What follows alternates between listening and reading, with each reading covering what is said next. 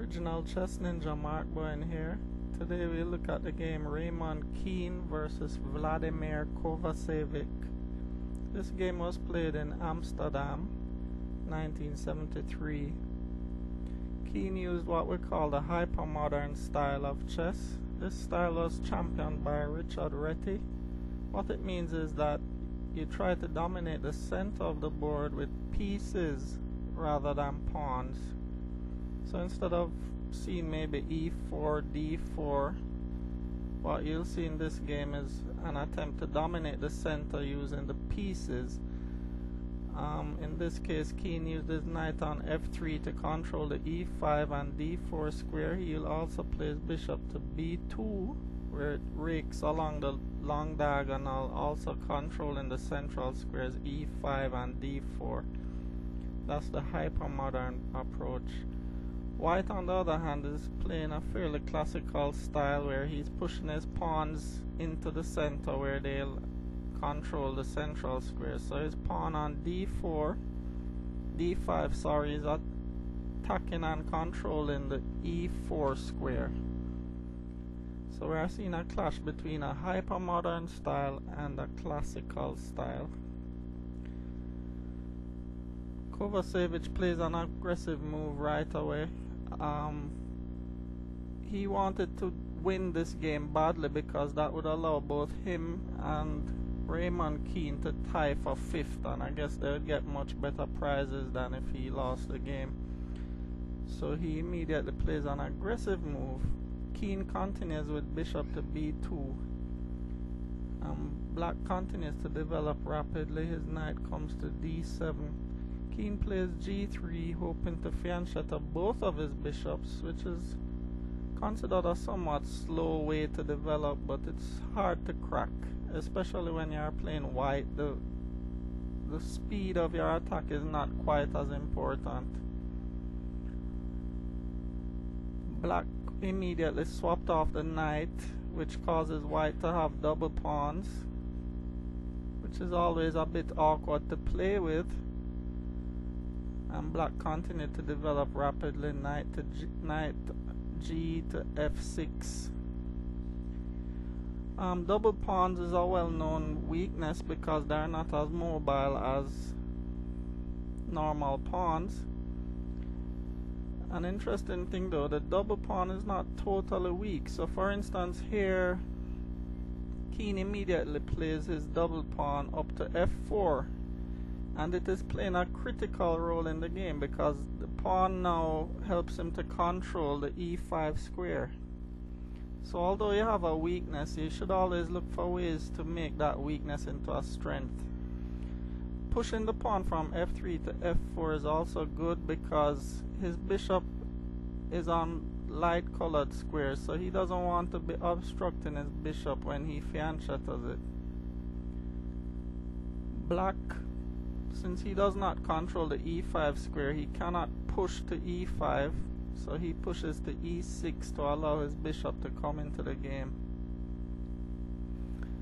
It's also interesting to note that black had swapped off his white squared bishop, so it's a good idea for him to keep his pawns on the white squares now, because that will give his black squared bishop more mobility.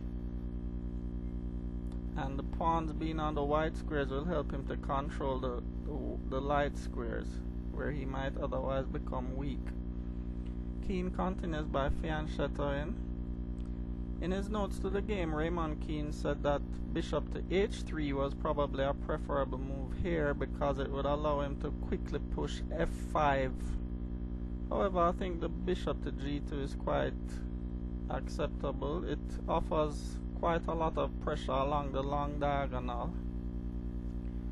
For instance, right now black has to be wary of ever pushing his d pawn because it will open up an attack on the b7 pawn.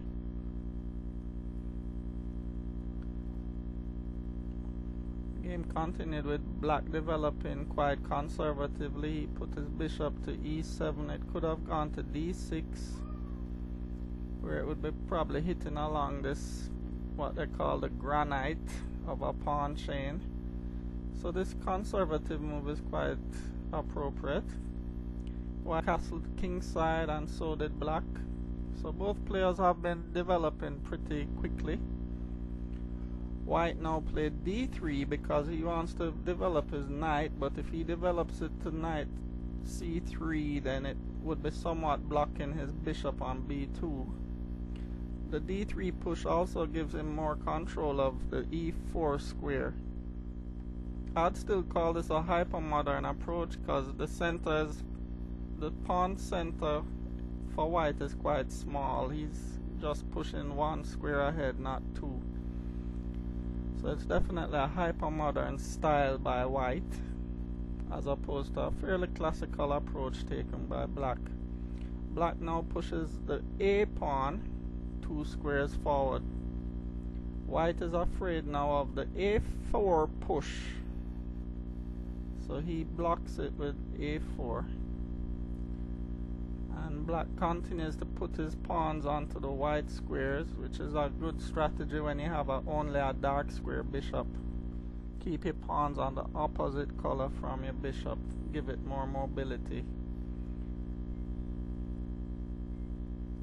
And white now develops with his knight without blocking the bishop, and black expands on the queen side with his pawns. White continues to develop by playing his queen, where it can control the central square e5. So white has quite a bit of control on some of the dark central squares. Namely e5 and d4. Black now played b take a4, which Keene considered this to be a mistake, which gave white the upper hand. He recommends that black continues building up the pressure by moves such as rook to b8 or perhaps rook to e8. There's no need to relieve the tension this quickly. Moving the rook to b8 would also take it off of any latent threats along the long diagonal, which, as we mentioned before, can be quite dangerous.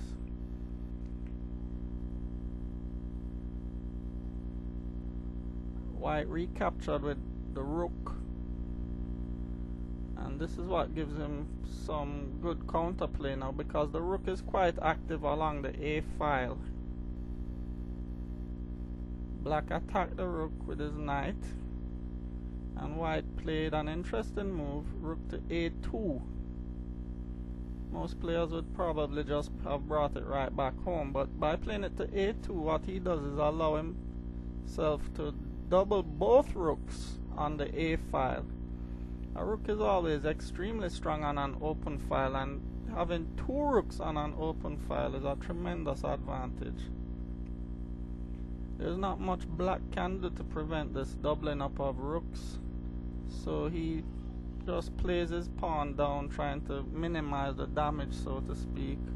White doubles his rooks, and black captures the b pawn with his a pawn. Now a bit of swapping out takes place, and material is still pretty much even, but white has a distinct advantage now because his rook has complete control basically of this open file. So his rook is much more mobile than its black counterpart on f8. In fact, all of white's pieces are very active. The bishop is controlling d4 and e5. The knight can move freely to d4. This bishop is a bit closed in, but it is playing an active role in the game. And the queen is quite active on the e file right now. Black, however, his knight is in the corner. This rook is not playing much role in the game. He tries to improve his situation by developing the knight into the center of the board, or at least bringing it out of the corner where it is very restricted. White continues with an aggressive move, f5, immediately putting serious pressure on the e6 pawn.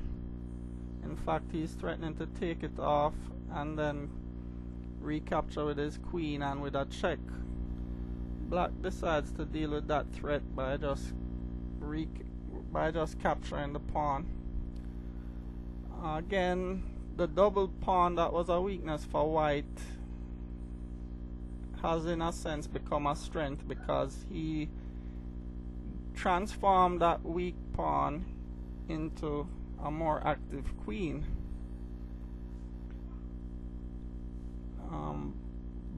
White continues by centralizing his pieces now. The whole purpose of controlling the center is actually to be able to plant your pieces there. Some players control the center and then they don't really know what to do after they control it. White is now threatening the pawn on c6, which black defends with his queen. And white plays bishop to h3, which is targeting the f5 pawn. The pawn cannot move because it is pinned, because the queen is now on d7. So this is quite a serious threat, but black defends it adequately apparently with g6. And now again, you could look at it and say white has a weak bishop on h3 because it isn't doing anything. But Keene throughout this game has shown that he's able to transform apparent weaknesses into strengths. He transformed the apparently weak double pawns into a strong position, and now he transformed this apparently weak bishop into a strength by sacrificing it. He captures the pawn on f5, attacking black's queen.